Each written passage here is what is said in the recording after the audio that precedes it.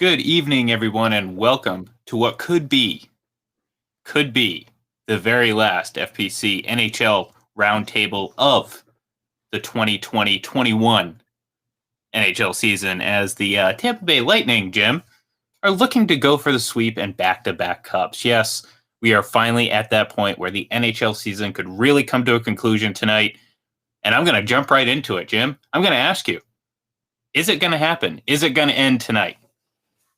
I think it ends tonight. I really do. I think it's over. You don't want to give a team a chance in a series as much as you think.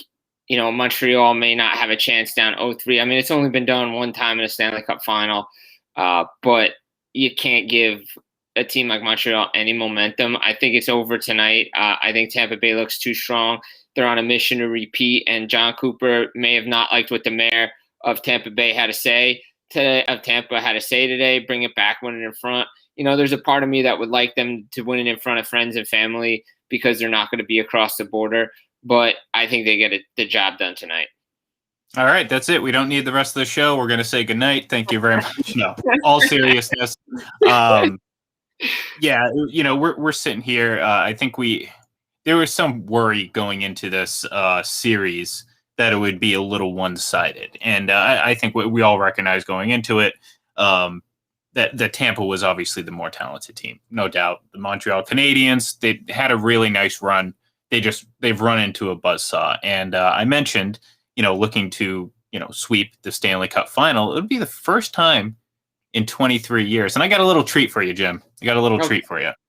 I got a clip from the last time a team won back-to-back Stanley Cup Finals. I'm going to play it for you right now because that's what I do here. Washington, of course, take all kinds of chances. Bellows try to back it in, hit the slot. Juno, save made by Osgood. Juno on a rebound, but Osgood Dolphin got it. Rickey held it in along the boards. Here's puck Nicolation center. Rednick couldn't get a shot off. Bongo battled. Picked up with the Zednik shot. Osgood with a glove save. Beautiful glove save. That 4-1 lead. You're in net for Detroit. You're feeling really, really good. Look at this. It's got late 90s written all over it here. The countdown begins. 10 seconds away from successfully defending the Stanley Cup. The Detroit Red Wings. Their bench up. Osgood with his arms up over his head coming out. The Detroit Red Wings have won the Stanley Cup for the second year in a row.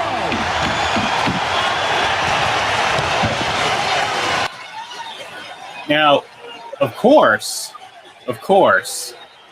this ended a streak of 4 straight seasons where the Stanley Cup Final ended in a sweep. Started by The your New Jersey Devils. New Jersey Devils. Yep. Against those Detroit Red Wings. So, excuse me.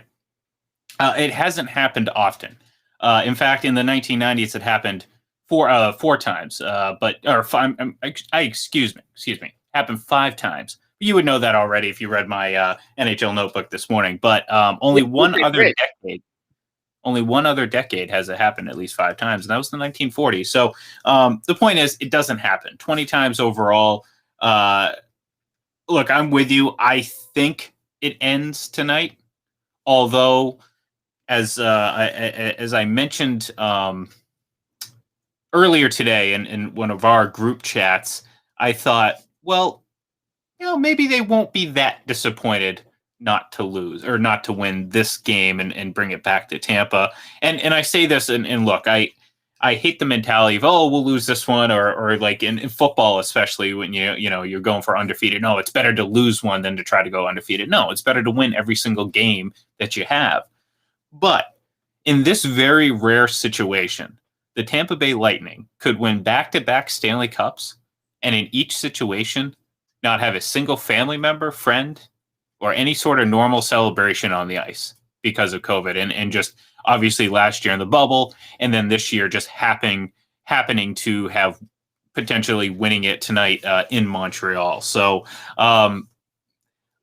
Tampa's, for one, Tampa's shown me no reason not to think that they're not going to win this game. And 2, Montreal's given me no reason to think they can win this game. So, I think the series ends tonight. I think so. But if I'm a fan, maybe in the back of your mind, you're like, you know what? I would like to watch this on home ice. And there you go. You put the Super Bowl first, and now winning a Stanley Cup on home ice. I think you'd like that. Yeah, I agree as a Tampa fan. But then again, maybe you want to get it done tonight, and not have to worry about if Game 5 would be played Wednesday or Thursday with a hurricane coming, hitting Florida. So, Bill Daly did say that there's a contingency plan in place if there's a Game 5, potentially moving the game so people can get in. But yeah, like you said, the Tampa Bay Lightning would win the Stanley Cup potentially in back-to-back bubbles because that's what they're in right now up in Montreal. And even though the Canadians are making some lineup changes, moving some players around, Romanov back in, Kulak back in, Tampa just is too good. They're 15-2 when they score the first goal.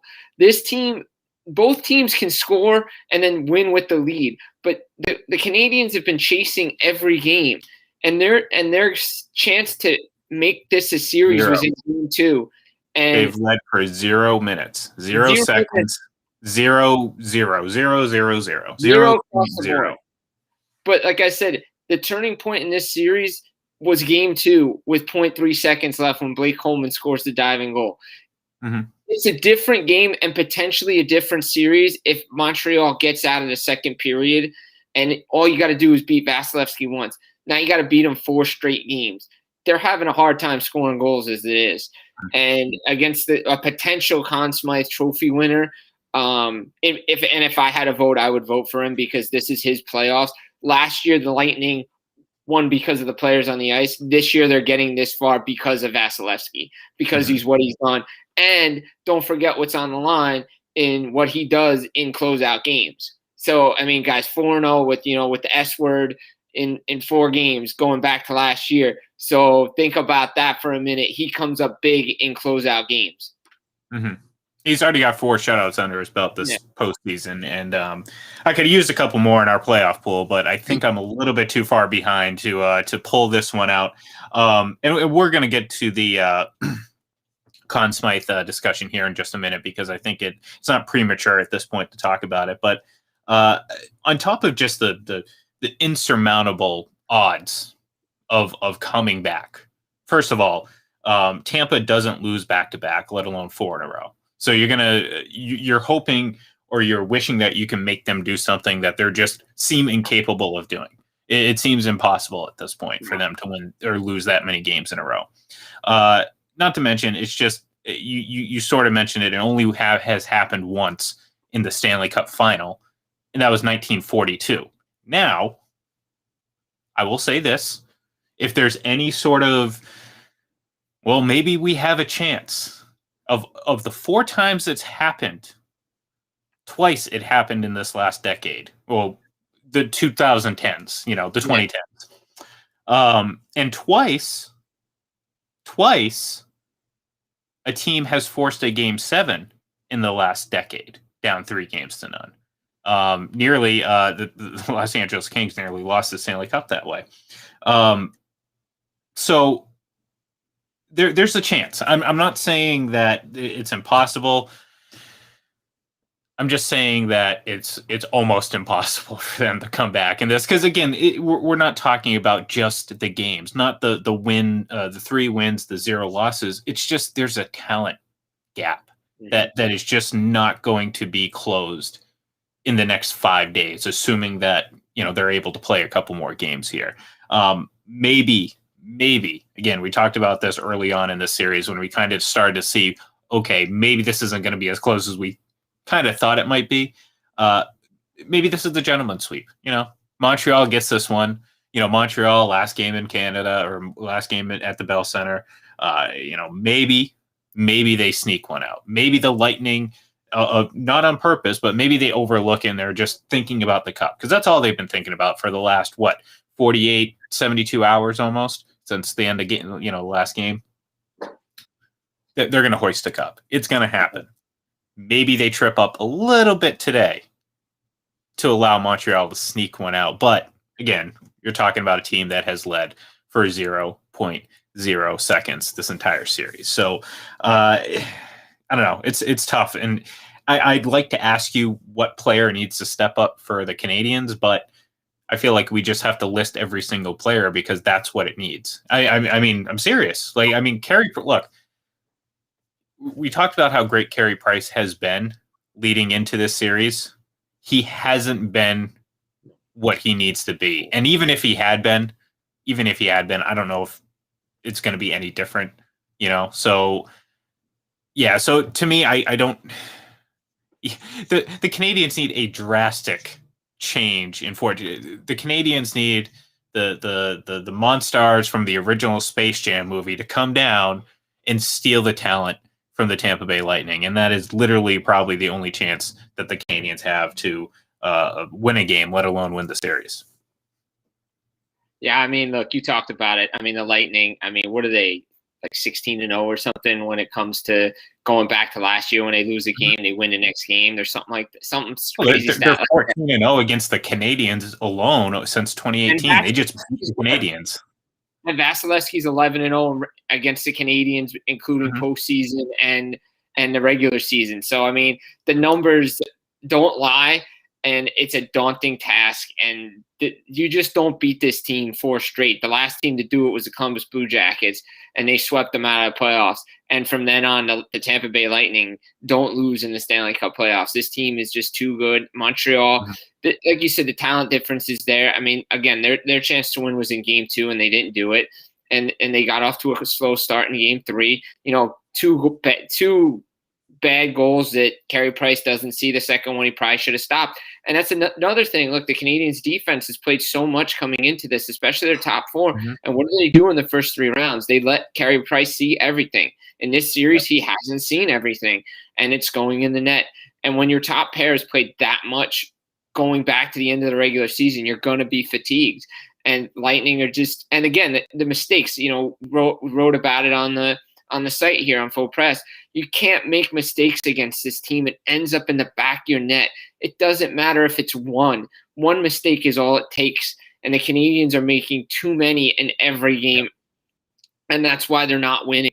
And unfortunately, for everybody who was a Canadians fan and wanted them to see a Stanley Cup, the Lightning are just a better team. And Andre Vasilevsky is the better goaltender in the series. Price was able to match him a little bit in Game 2, but he has not been the best player for the Canadians in this series. There was talk about him maybe winning the Conn Smythe Trophy if the Canadians had won the Stanley Cup, but he has been below average, and he knows after Game 3 he said he needed to be better because he has not played his best game. Maybe he comes out and maybe they just come out and just, are like gangbusters and go everywhere, but I just don't see it. I think the Lightning are on a mission. They got that last dance mentality, as John Cooper said, and they're ready to win the Stanley Cup tonight.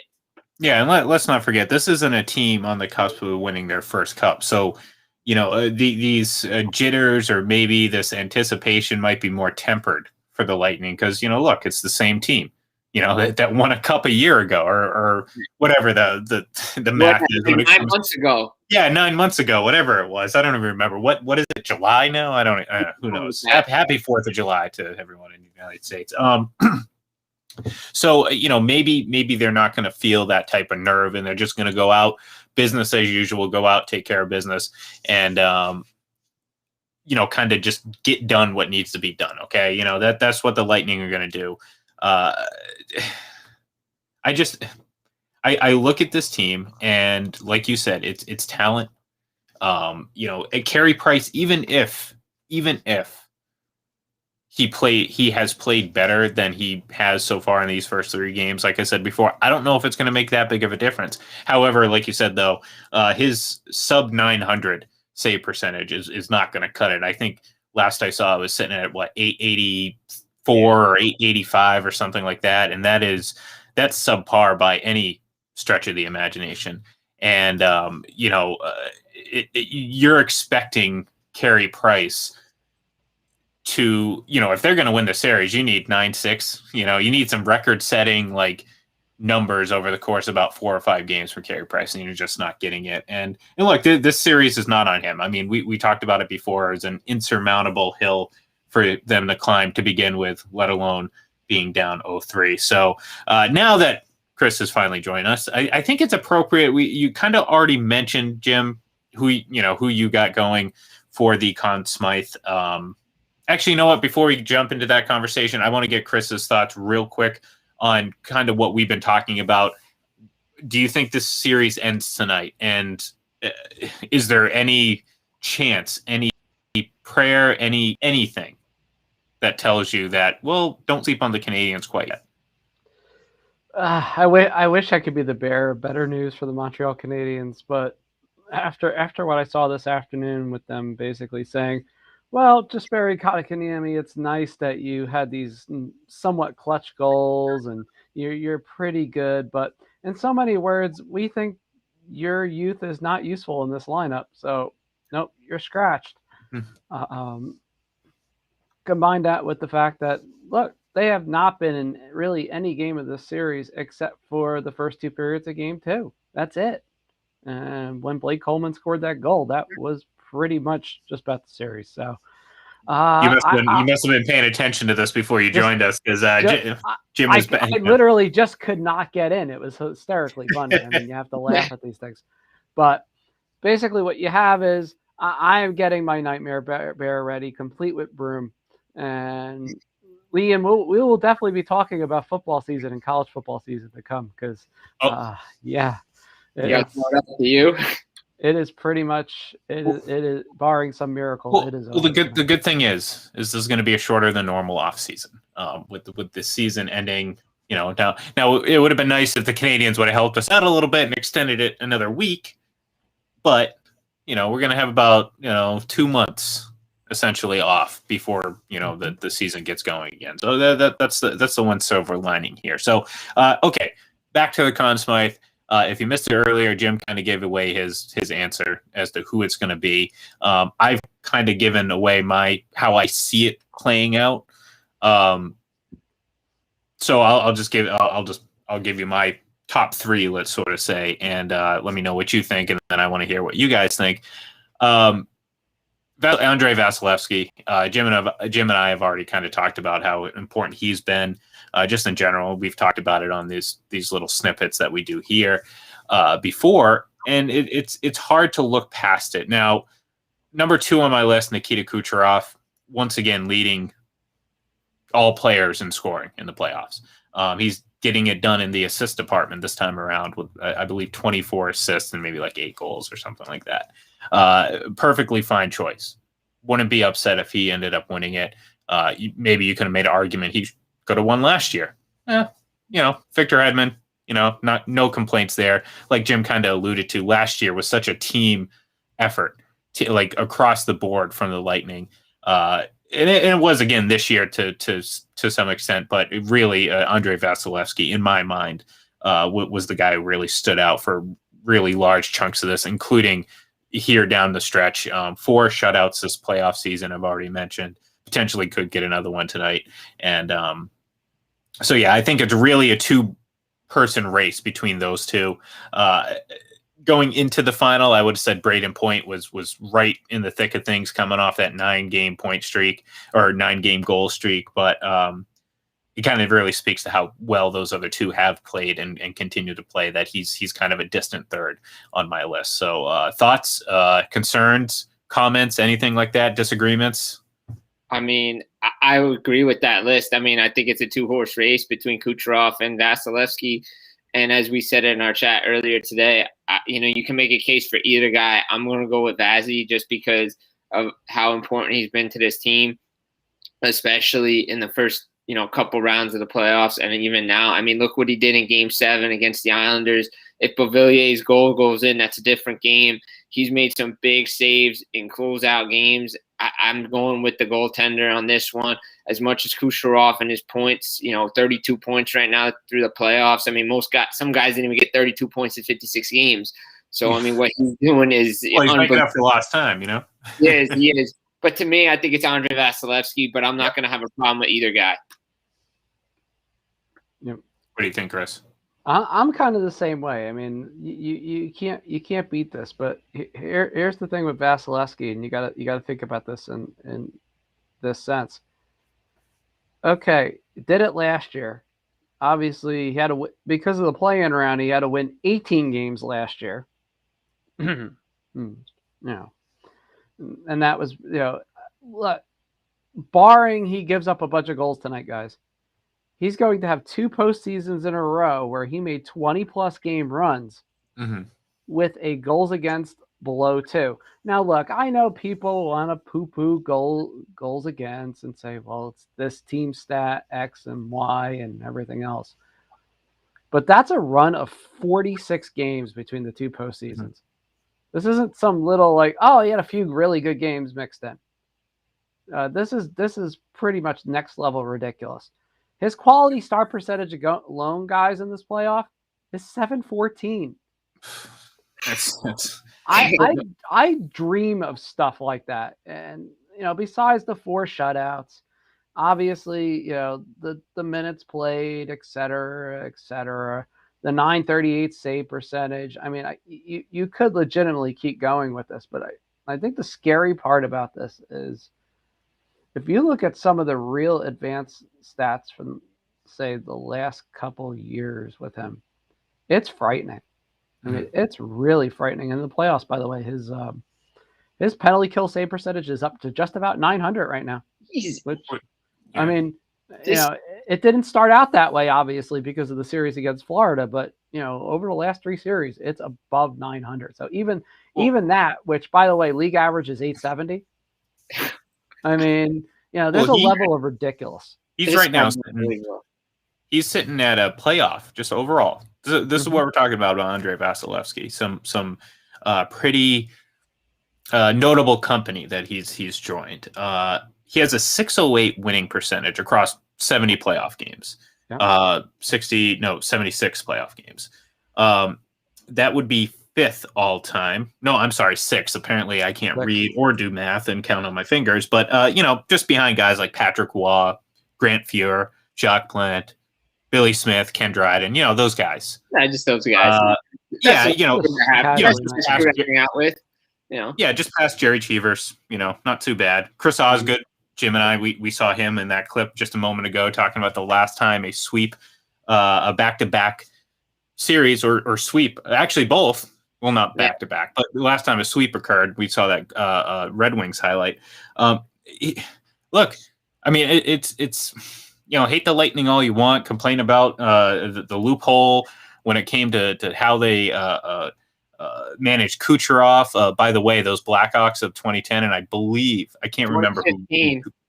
2050, they were over by like 10 million. Sort of the same. They got out the final 20 games of the season with an injury, and they traded 3 guys that equaled his salary, and they were over by 10 million. And Stan Bowman was given genius credit. Meanwhile, everybody's crucifying Julian Breezewa for doing the same thing. And until the loophole's closed, which general managers will not want closed, neither will owner.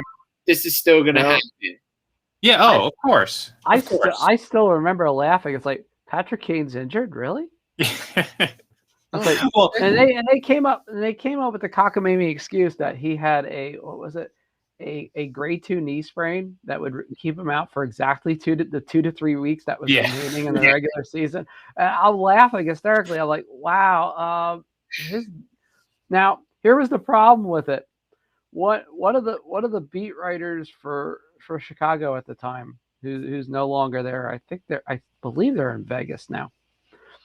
Saw Kane walking down the street. Now, if you have a grade 2 knee sprain, you are not going to be able to even think about jogging. And there's Patrick Kane jogging to basically catch lunch with his wife. And people are just like, do you have video of this? And he gives it to me, and I'm like, I'm not touching this. I'm not touching this. And he asked why, and I'm like, okay, you remember about 2013 playoffs with a couple players from Detroit that had supposedly were not injured, that we found out were injured? And he's like, yeah. Oh, you were that guy, weren't you? I was like, yeah, some knee sprain that I managed to somehow diagnose via a really grainy Twitter video. And I was like, I'm not touching this. I was like, this will not see the light of day. And I kept it a secret basically for 6 years. I said, look, I'm not going to bother. So good luck. Forgot I muted my mic there. And that's the thing. It's like these loopholes are going to be there. You're going to find ways around them, and good for Tampa. So, all right. And All right, besides, just one last thing for what it's worth. Realistically, Nikita Kucherov was not recovering before the playoffs. No. And what good was it going to do to force him? It's a 4 to 5 month recovery time. So just because he's skating on ice does not mean he is anywhere near healthy. And we saw that in the first round even. He was basically doing the same 2 or 3 plays, and Florida could not stop them. Yeah. That's true. All right, so this is my last question for both of you. I need you to pick one Canadian, one Lightning player who will score the game-winning goal tonight. So I'll start. Canadians, Cole Caulfield. All right? Cole Caulfield. For the Lightning, it's got to be Yanni Gourde, right? Yanni Gourde's going to score the game winner in the Stanley Cup Final. It's just, what's going to happen. So, Chris and then Jim, I love it. what do you guys got? I love the pick. It's like Ian sunk my battleship. Yeah, he did. It's beautiful. Okay. All right. Be fair, my pick for the Canadian score a goal tonight is Nick Suzuki. If anybody's going to pull this off, it's going to be him off a garbage goal that somehow bounces off 3 Lightning players and magically ends up behind Vasilevsky.